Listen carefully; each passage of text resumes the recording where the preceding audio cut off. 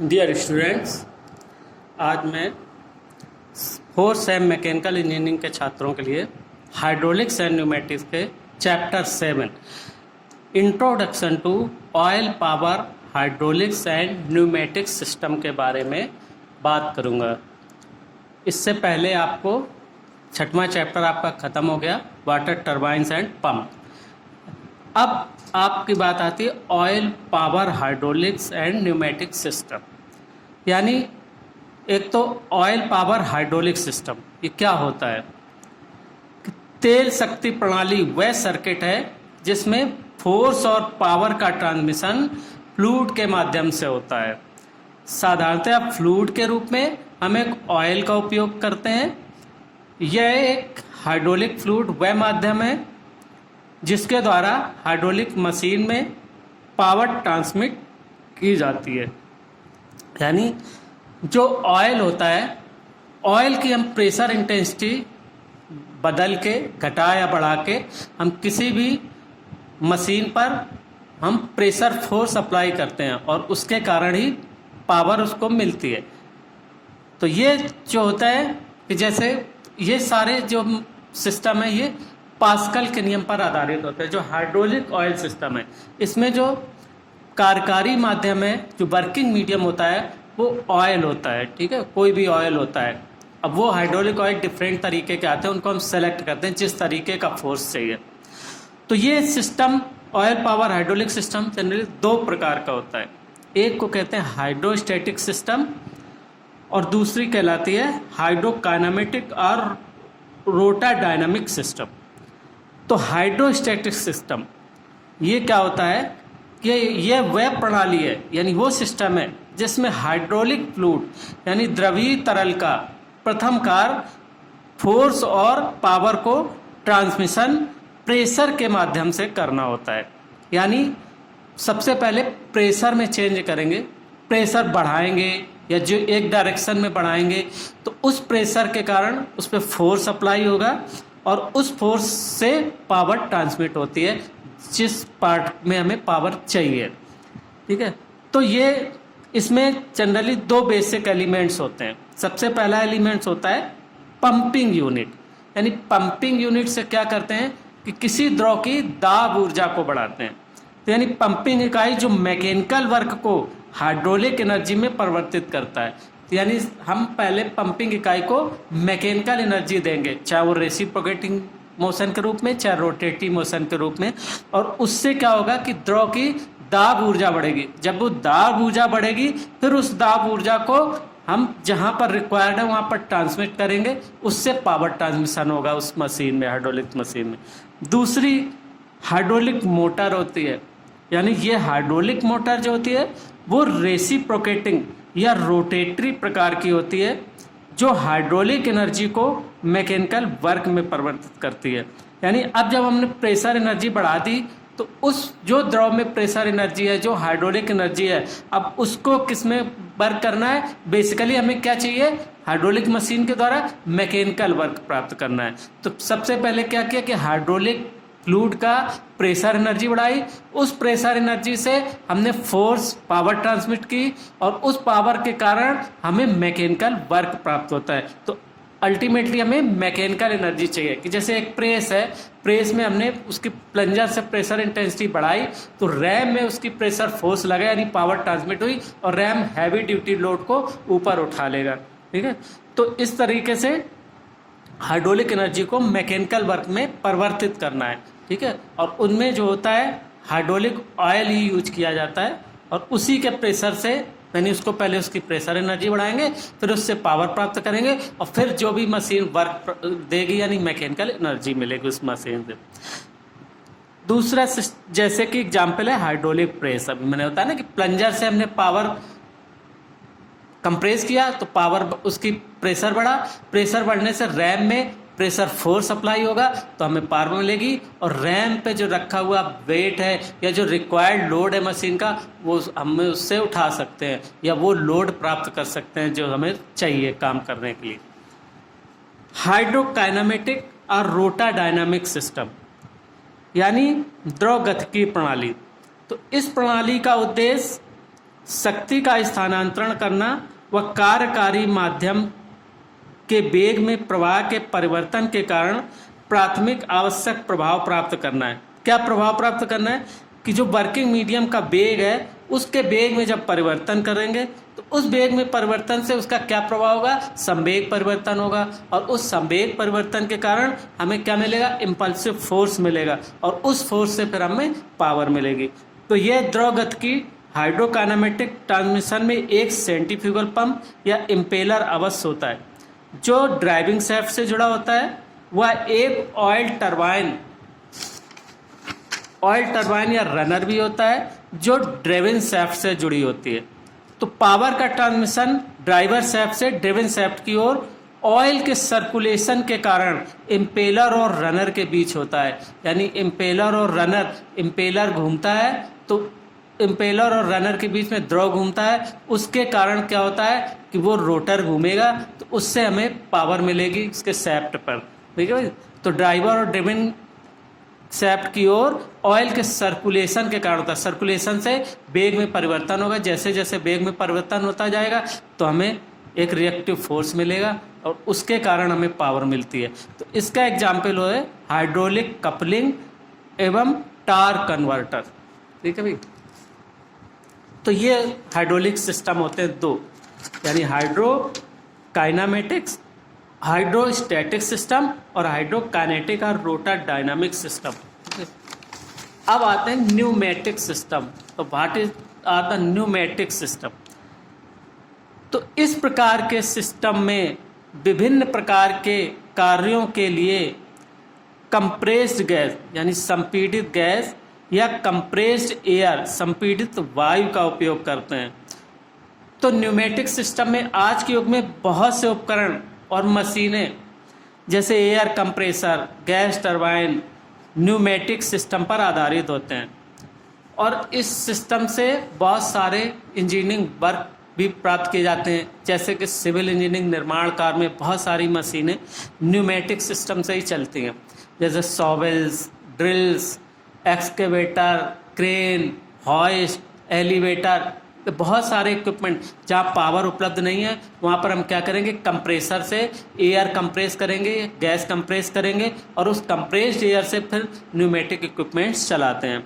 तो अब इस तरीके के सिस्टम की भी दो ब्रांच होती हैं। वन इज द एरोस्टैटिक्स, वायुस्थितिकी। यानी एरोस्टैटिक्स क्या होता है कि एरोस्टैटिक्स में उन गैसों का अध्ययन किया जाता है जो कि कोऑर्डिनेट सिस्टम यानी समन्वय प्रणाली के संबंध में गति में नहीं है, जिसमें उन गैसों को माना जाता है समानता। एरोस्टैटिक्स में गैसों का अध्ययन विरामावस्था या रुकी अवस्था में करते हैं। तो एरोस्टैटिक्स में विशेष रूप से हवा में डेंसिटी एलोकेशन का अध्ययन किया जाता है। इस केस में केवल डेंसिटी एलोकेशन का अध्ययन किया जाता है, घनत्व आवंटन का अध्ययन किया जाता है केवल। यानी गैसें जब विरामावस्था में हो या रुकी अवस्था में करते हैं, जब गैसों के at the condition of rest हो, उसमें जो उनका अध्ययन किया जाता है वो एरोस्टैटिक्स, वायुस्थितिकी कहलाती है, ये न्यूमेटिक सिस्टम। दूसरा एरोडायनामिक्स, यानी इस सिस्टम में वायु या अन्य गैसीय तरलों की गति का और इन तरलों के सापेक्ष गतिमान ठोसों पर लगे बलों का विवेचन होता है। मतलब कि सिस्टम में वायु या अन्य गैसों गति और इनके तरलों के सापेक्ष गतिमान ठोसों पर लगे बलों का विवेचन होता है। कि जब हम इनको गैसों को कंप्रेस करते हैं या इनको गति देते हैं, फ्लो कराते हैं किसी नोजल से या कहीं से, फिर किसी ठोस में जैसे कि किसी टरबाइन की ब्लेड पर या कहीं पर भी इसको हम थ्रस्ट करते हैं, तो उससे उन पर जो भी बल लगता है, जो भी फोर्स लगता है, उनका भी विवेचन करते हैं। ठीक है भाई। तो ये तो अब ऑयल पावर सिस्टम के लिए जो भी मशीनें यूज की जाती हैं वो सब पास्कल के नियम पर आधारित होती हैं। तो इसीलिए हमें पास्कल के नियम को समझना भी जरूरी है। तो अब पास्कल का नियम होता क्या है, ये अभी पिछले चैप्टरों में भी कुछ एक्सप्लेन किया गया था कि इस नियम के अनुसार जब कोई फ्लूइड विरामावस्था में होता है, यानी at the condition of rest होता है, तो क्या होता है कि उस फ्लूइड के यानी उस द्रव के किसी भी बिंदु पर जो प्रेशर होता है, यानी प्रेशर से मतलब होता है प्रेशर इंटेंसिटी, प्रेशर इंटेंसिटी सभी दिशाओं में समान होती है। तो अब अगर हम एक डायरेक्शन से चेंज करके सारे पार्टिकल को एक डायरेक्शन की ओर अगर हम कंप्रेस करेंगे तो वो सारी प्रेशर इंटेंसिटी उसी डायरेक्शन में चेंज हो जाएगी। तो उस डायरेक्शन में जो भी फोर्स लगेगा प्रेशर फोर्स बढ़ जाएगा, और इसके बल का हम उपयोग करते हैं हाइड्रोलिक मशीन्स में। तो अतः पास्कल के नियम का उपयोग जो होता है सिविल इंजीनियरिंग कार्यों में प्रयुक्त मशीनों, ऑटोमोबाइल में, मेडिकल फील्ड में प्रयुक्त मशीनों आदि में होता है। ठीक है भाई। तो जैसे hydraulic jack, hydraulic ram, hydraulic press, hydraulic crane, hydraulic lift, accumulator, रिवेटक, हाइड्रोलिक ब्रेक, हाइड्रोलिक कपलिंग आदि में इसका उपयोग किया जाता है। तो इस नियम के अनुसार ये मशीनें कम दाब लगाकर और अधिक भार उठाने में सक्षम होती हैं, यानी कम हम एफोर्ट लगाएंगे तो हम इनसे लोड ज़्यादा ले सकते हैं, जो भी वर्क करना चाहेंगे वो आसानी से कर सकते हैं, यानी हमें एफोर्ट कम लगाना पड़ेगा, बल कम लगाना पड़ेगा। इन मशीनों से बड़े बड़े कठिन कार्यों को सरलता से व कम समय में आसानी से किया जा सकता है। ठीक है भाई। अब देखो ये जो हाइड्रोलिक ऑयल पावर सिस्टम और न्यूमेटिक सिस्टम के, अब इनके उपयोग कहाँ कहाँ पर हैं, तो इनका हमें उपयोग बताना है। बस इस चैप्टर में इंट्रोडक्टरी है, बाकी जो डिटेल है कि हाइड्रोलिक सिस्टम के कंपोनेंट कौन कौन से होते हैं और न्यूमेटिक सिस्टम के कंपोनेंट कौन कौन से होते हैं, वो अगले चैप्टर में बताएंगे, अगले वीडियो लेक्चर में उनको एक्सप्लेन करेंगे कि हाइड्रोलिक ऑयल सिस्टम में कौन कौन से कंपोनेंट्स होते हैं। जैसे बहुत सारे कंपोनेंट मिलके ही हाइड्रोलिक पावर सिस्टम बनता है, ऑयल पावर सिस्टम, जिसमें कि ऑयल का रिजर्वायर भी होता है, ऑयल के फिल्टर भी होते हैं, ऑयल कपलिंग भी होती है, ऑयल और बाकी जो भी ट्रांसमिशन करने के लिए बॉल भी होते हैं। तो ये सारे चेक बॉल या रिलीविंग बॉल जो भी हैं, ये सारे कंपोनेंट अब हम अगला चैप्टर, एक चैप्टर होगा hydraulic components of hydraulic system, और एक चैप्टर होगा component of pneumatic system. Pneumatic system के कंपोनेंट अलग होंगे, जैसे उसमें कंप्रेसर होगा, जो भी आपको कंप्रेस करना है वायु को, फिर उससे जो चलाने से रिलेटेड होंगे जितने भी बीच की जो भी सर्किट को बनाने के लिए जो भी लीड्स, जो भी एलिमेंट्स, जो भी छोटे छोटे इक्विपमेंट है, वो सारे वो एलिमेंट सब डिटेल उस चैप्टर में पढ़ेंगे। तो अब industrial application of oil power hydraulic and pneumatic system. सबसे पहले हाइड्रोलिक सिस्टम यानी industrial application of hydraulic system.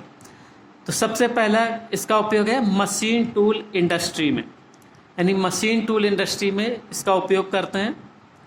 जो बहुत सारी मशीन टूल्स जो है वो हाइड्रोलिक ऑयल पावर सिस्टम के द्वारा ही चलाई जाती हैं।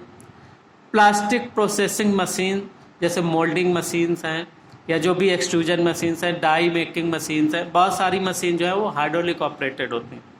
हाइड्रोलिक प्रेसेस में जैसे एक्सट्रूजन प्रेस है, जिसमें रोलिंग मिल्स में या एक्सट्रूजन जो सेक्शंस बनते हैं वहाँ पर प्रेस करके फोर्स देके डाई के अगेंस्ट फीड करके हम डिफरेंट सेक्शन बनाते हैं, या दो रोल घूमते हुए रोलर के बीच में जो हम इंगेट्स, जो बिलेट्स या इंगेट्स गुजारते हैं, उनसे पतली पतली चादरों के रूप में फैलाते हैं। तो वो सारे रोलर वगैरह को ऑपरेट कराने के लिए हमें हाइड्रोलिक सिस्टम का उपयोग करते हैं।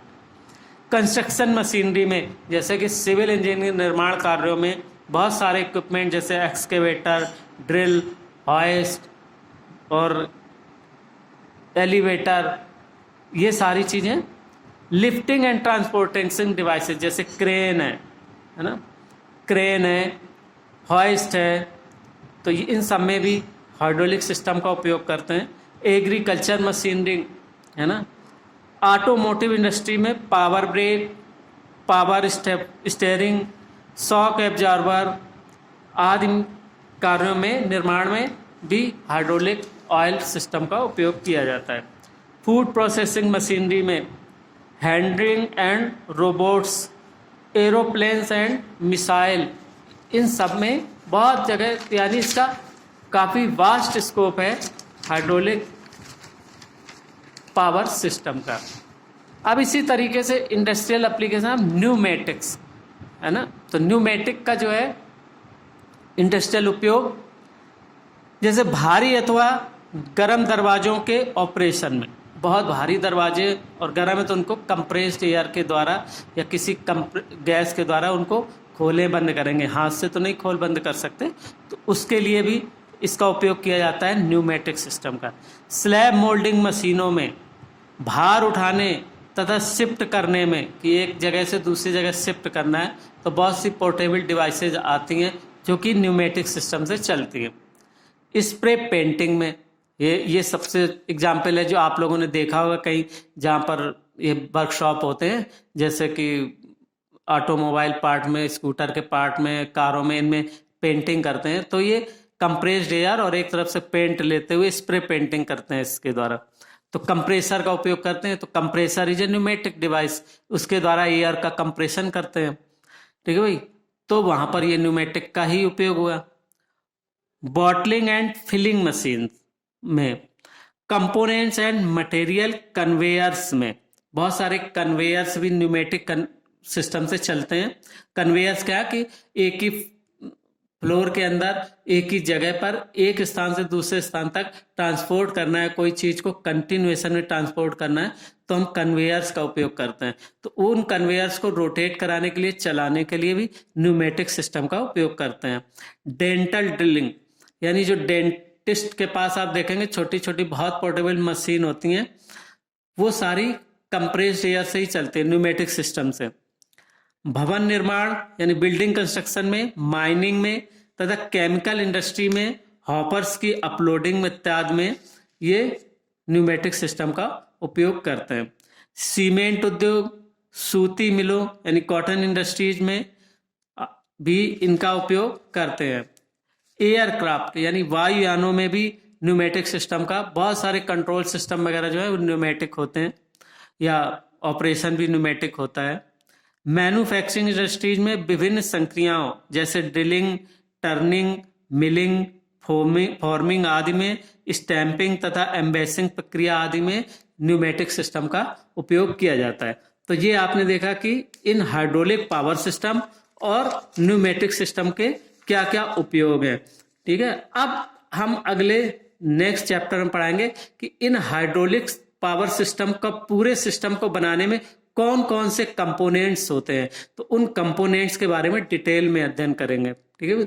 और इसी तरीके से उसके अगले चैप्टर में न्यूमेटिक सिस्टम के कौन कौन से बेसिक कंपोनेंट्स होते हैं, तो उन कंपोनेंट्स के बारे में आपको जानना, उनके उपयोग जानना, कहाँ कहाँ उपयोग होता है, ये बहुत जरूरी, क्योंकि क्वेश्चन ये बनेंगे मल्टीपल चॉइस टाइप के क्वेश्चन। तो उन क्वेश्चंस में क्या होगा कि ऐसे बीच बीच से यही चीजें पूछी जाएंगी कि ऑयल कपलिंग का उपयोग कहाँ करते हैं, अब उसमें ऑप्शन दिए होंगे ये इन जगहों पे, तो आपको एग्जैक्टली उसके पता होना चाहिए कैसे उपयोग करते हैं और कहाँ उपयोग करते हैं, या रिजर्वायर कौन का क्या क्या फंक्शन है, या इनमें से कौन कौन से फंक्शन रिजर्वायर के हैं और कौन कौन से नहीं है, या आपके जो है कि जो बीच में सर्किट्स यूज किए जाते हैं तो उनके क्या क्या उपयोग हैं। तो ये सारी चीजें आप नेक्स्ट लेक्चर में, वीडियो लेक्चर में आपको एक्सप्लेन करेंगे। Okay, thank you.